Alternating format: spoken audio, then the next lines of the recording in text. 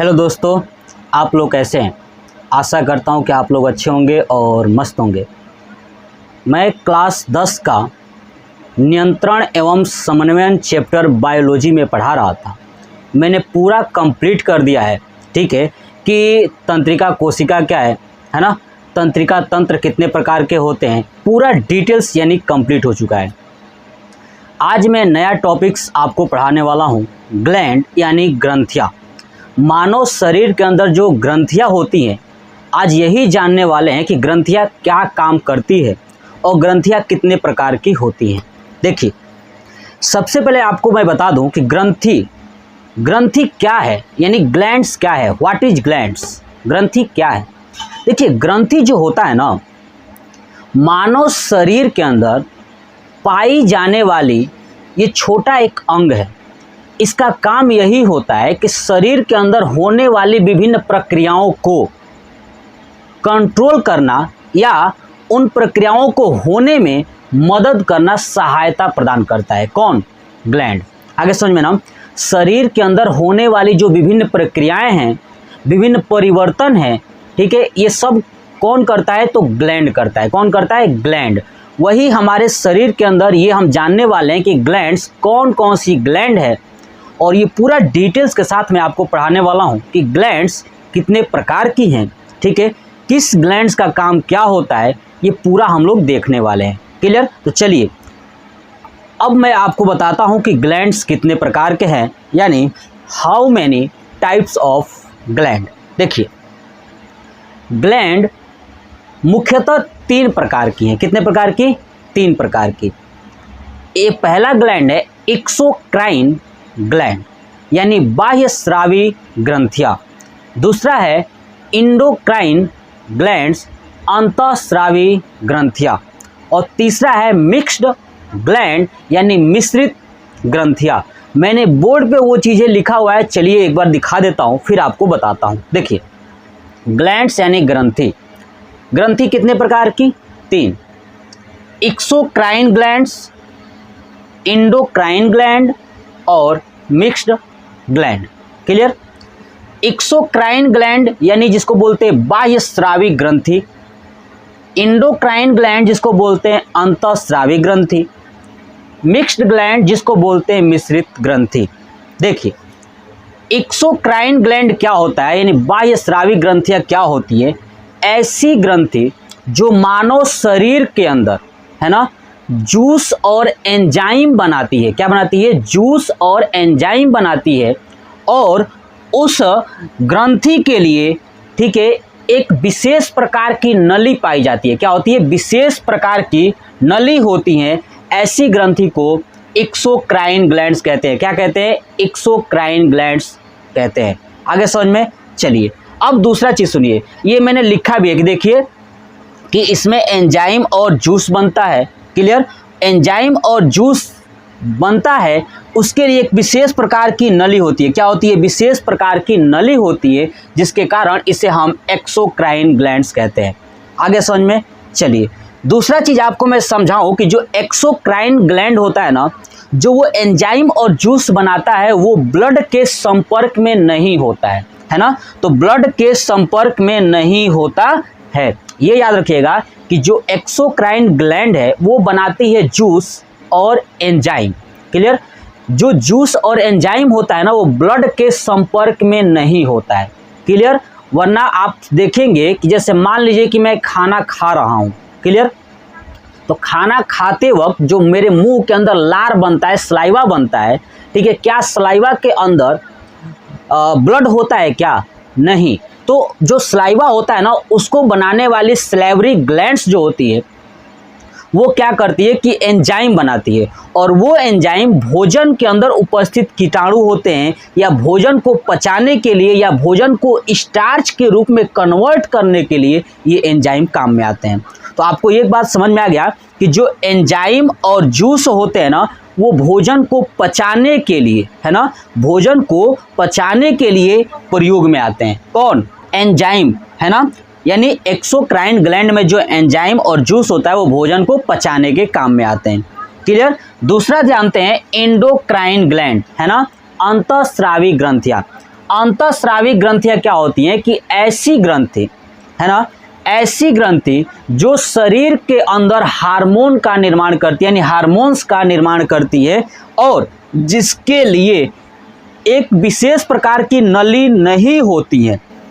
ठीक है, अगर इसमें नली नहीं है, इसका मतलब कह सकता हूं कि ये ब्लड के साथ मिलती हुई जाती है ना, तो ये ब्लड के संपर्क में रहता है। क्योंकि अगर नली होता तो अलग रास्ते से जाती, जबकि इसका नली है ही नहीं, तो जाहिर सी बात है ये दूसरे की नली में जाएगी, यानी ब्लड के साथ जाती है। तो एंडोक्राइन ग्लैंड्स क्या करता है, हार्मोन्स का निर्माण करता है। आगे समझ में, तो आपको समझ में एंडोक्राइन ग्लैंड क्या होता है, ऐसी ग्रंथि जो हार्मोन्स का निर्माण करती है और इनके लिए किसी भी विशेष प्रकार की नली नहीं होती है और यह ब्लड के संपर्क में रहती है, ऐसे ग्रंथि को अंतःस्रावी ग्रंथि कहते हैं।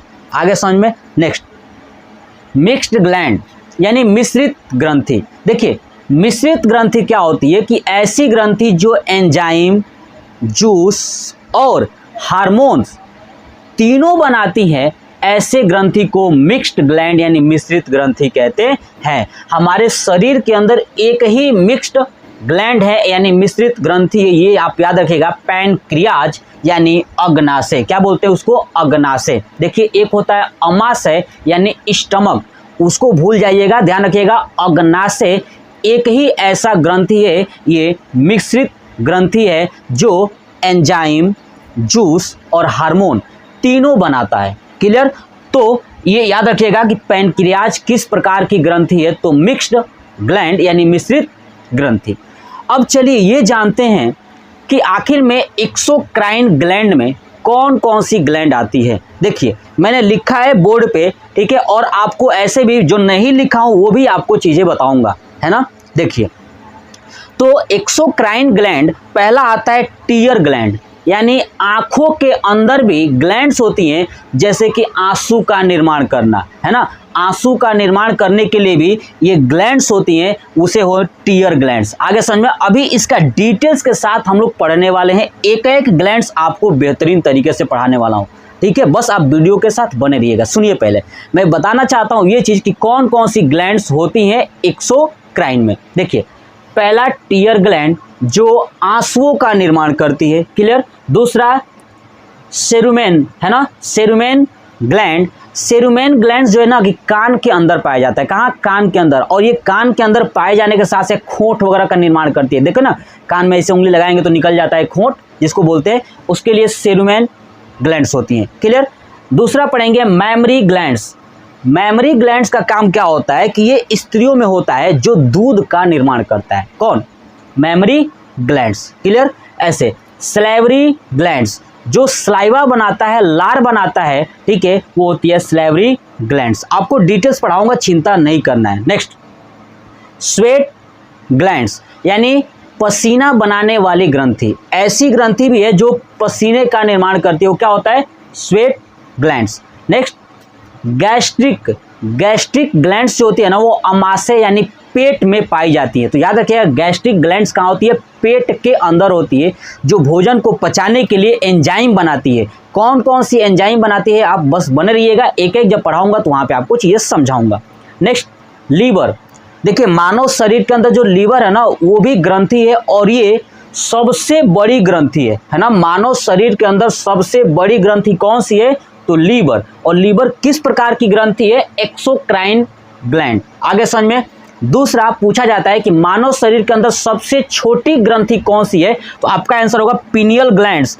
मैंने कहीं लिखा है, देखिए 3 नंबर में पिनियल ग्लैंड्स। ये मानव शरीर के अंदर सबसे छोटी ग्रंथि है, पिनियल ग्लैंड्स। और मानव शरीर के अंदर सबसे बड़ी ग्रंथि है, वो है आपका लीवर। आगे समझे। तो लीवर जब पढ़ाऊंगा तो लीवर के बारे में पूरा डिटेल्स बताऊंगा कि लीवर का कलर लाल क्यों होता है, लीवर किसका बना होता है, लीवर का वेट कितना होता है, लीवर का कार्य क्या है, सब आपको A to Z समझाने वाला हूं, क्लियर। तो ये था हमारा एक्सोक्राइन ग्लैंड्स, ये बहुत सारी जो एक्सोक्राइन ग्लैंड्स आपको मैंने बता दिया। नेक्स्ट जानते हैं एंडोक्राइन ग्लैंड्स क्या क्या पढ़ना है। देखिए एंडोक्राइन ग्लैंड्स ना पढ़ेंगे हाइपोथैलेमस, है ना, ब्रेन से लेकर के नीचे तक चलूंगा। सबसे पहले पढ़ेंगे हाइपोथैलेमस। मैंने ब्रेन जब चैप्टर पढ़ाया था वहां भी आपको समझाया था हाइपोथैलेमस के बारे में।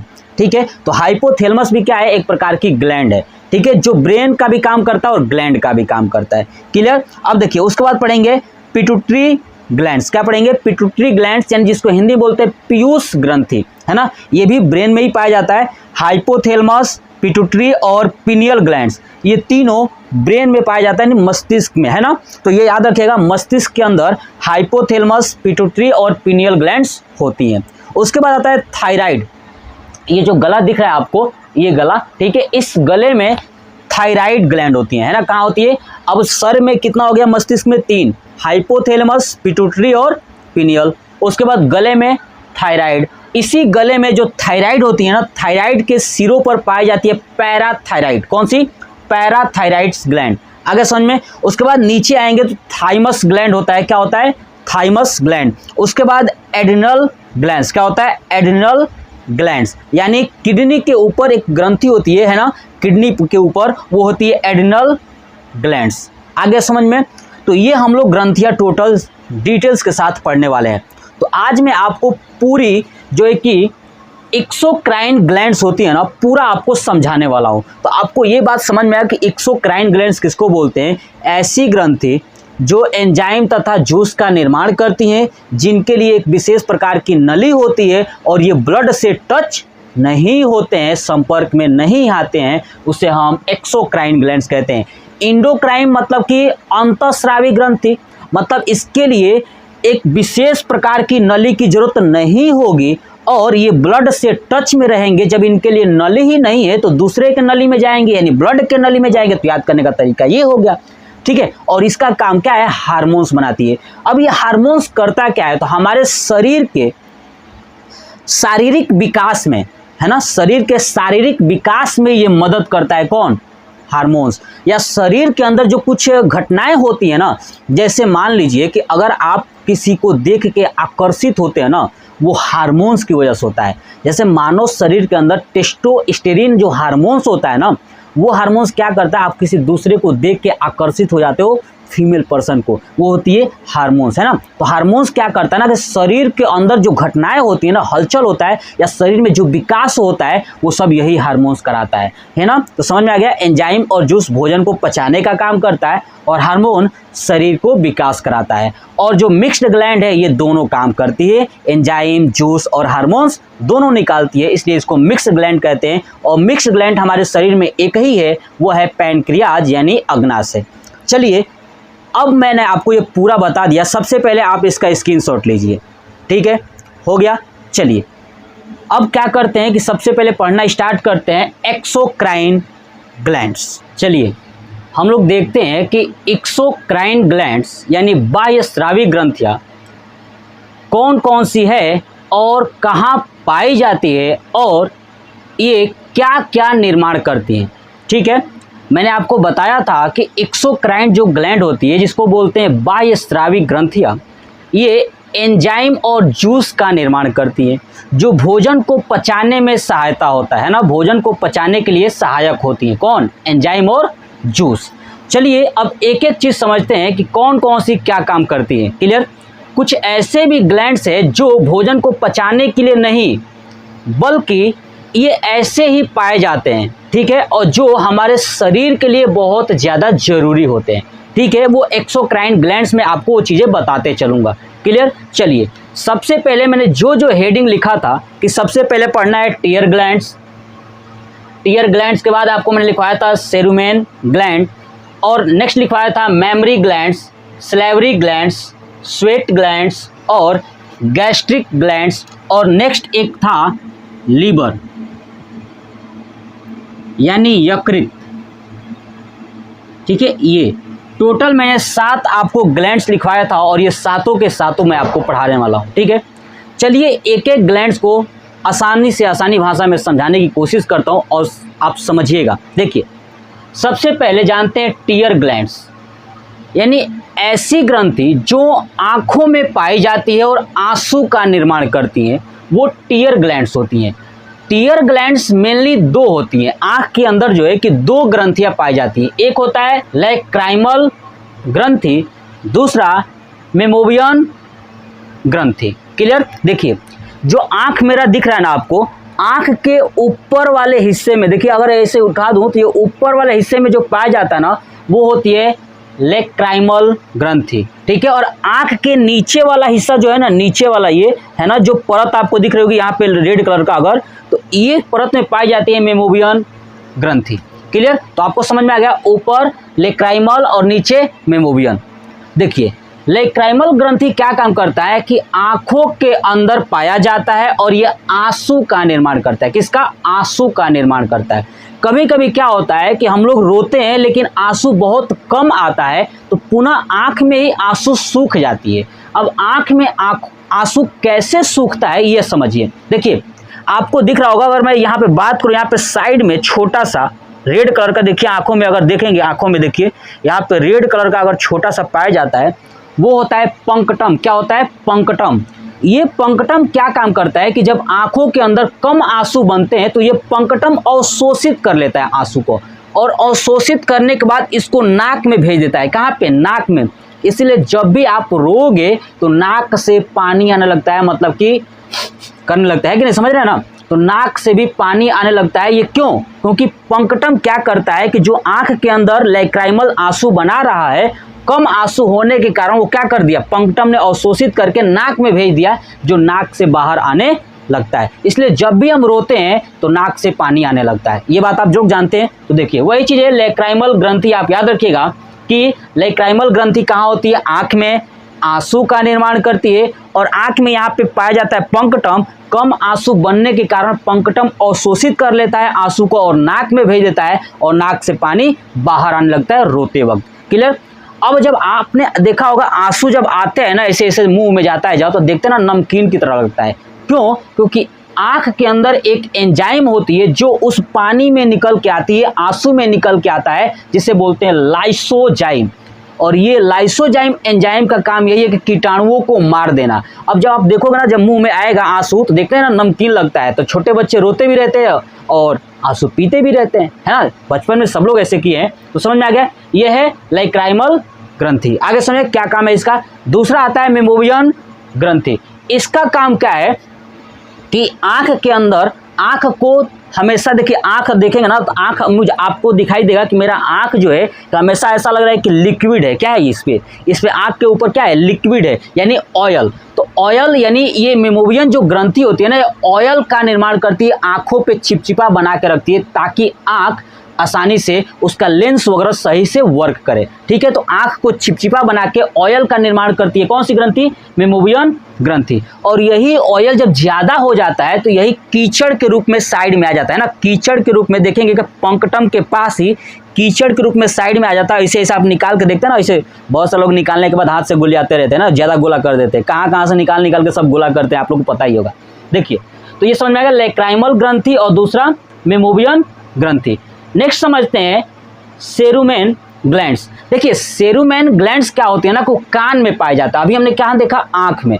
आंख के बाद आते हैं जस्ट नीचे कान, तो कान में पाया जाता है सेरुमेन ग्लैंड्स। सेरुमेन ग्लैंड्स का काम क्या होता है ना कि ये मोम का निर्माण करती है, यानी खोट का निर्माण करती है। देहाती भाषा में समझिए खोट नहीं होता है, क्या करते हैं ना, जैसे गाँव में कभी कभी खोट ज़्यादा हो जाता है कान के अंदर, है ना, तो गांव में जो लड़के होते हैं ना वो क्या करते हैं, कहीं भी रास्ते में जाते रहेंगे, कुछ मिल गया लेके गरगोज दिए उसी में, है ना, कान में क्या करते हैं, गरगोज देते हैं, सब निकाल देते हैं पूरा उसका मटेरियल। निकालने के बाद भी देखिए, निकालने के बाद हाथ से उसको मिसते रहते सब, है ना, देखते रहते कि कैसा हुआ है, समझ रहे हैं।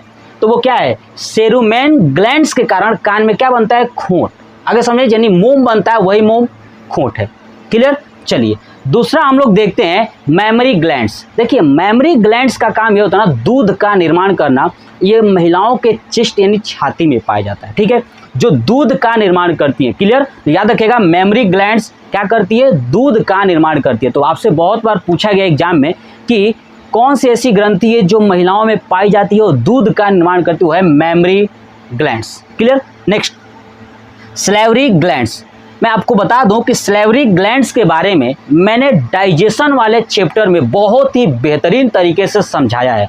कौन कौन, सैलिवरी ग्लैंड्स और गैस्ट्रिक ग्लैंड्स, ये दोनों टॉपिक्स मैंने आपको उसमें पढ़ा दिया है। क्लियर। तो आप ऐसा करिए कि आप इसको देखने के बाद आप जाइए डाइजेशन वाले सिस्टम, ठीक है, यानी पाचन तंत्र वाला वीडियो भी देखिएगा, पूरा देखिएगा, आपको मजा आएगा एकदम पढ़ने में। क्लियर। चलिए तो चलते हैं सलेवरी ग्लैंड्स। ये सलेवरी ग्लैंड्स क्या करता है कि हमारे शरीर के अंदर ये मुंह में पाया जाता है। कहाँ पे? माउथ में। अभी हमने आंख देखा, फिर कान देखा, फिर मुंह, माउथ के अंदर। तो माउथ के अंदर सलेवरी ग्लैंड्स होती है जो लार बनाती है। क्या बनाती है? लार बनाती है।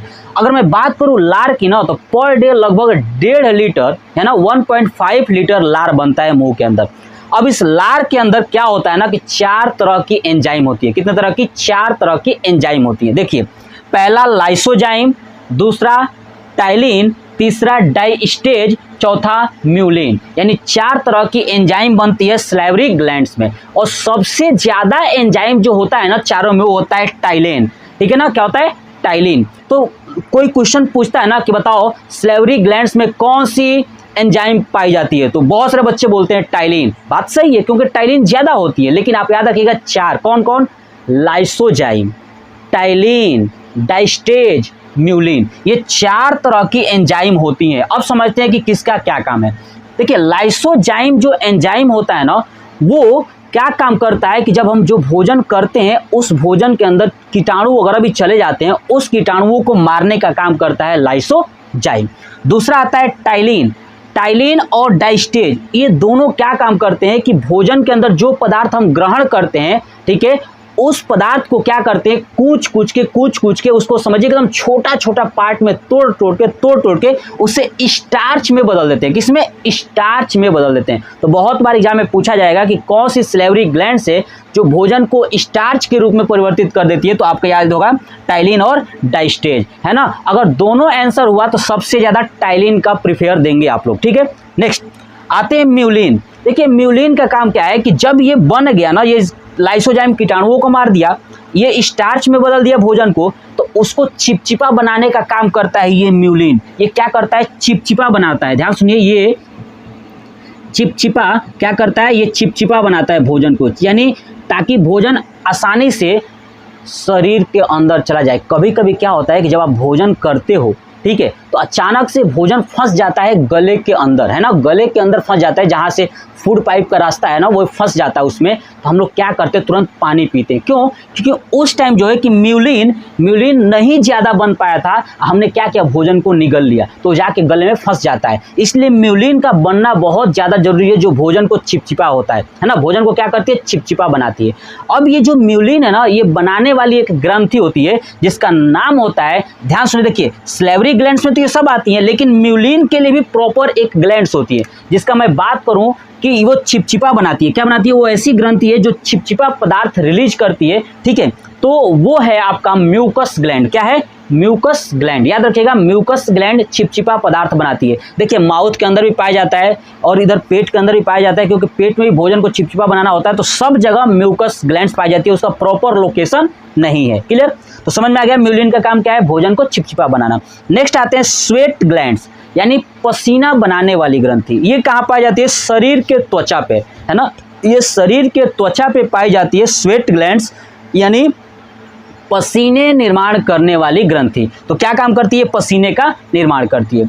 नेक्स्ट आता है गैस्ट्रिक ग्लैंड, है ना।